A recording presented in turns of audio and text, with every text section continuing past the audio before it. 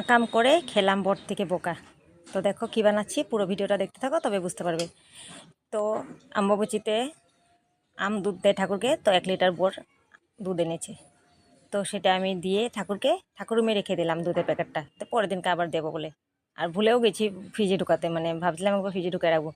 তো সেটা সকালবেলা আবার পরের দিন সকালবেলা ঠাকুরকে দিতে গিয়ে দেখি পুরা দুধ ফেটে গেছে। আর বরে তো কি বোকা দিল, জিনিস নষ্ট করি, হ্যান করি ত্যান করি।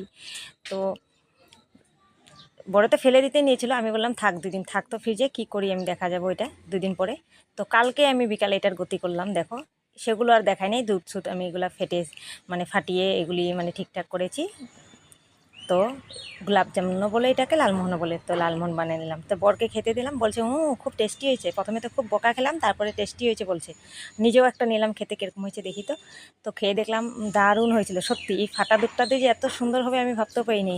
এমনি তো আমি বানাতে সবই পারি, কিন্তু ফাটা দুধটা দিয়ে যে এত দারুণ হয়েছিল, খুব টেস্টি হয়েছিল খেতে।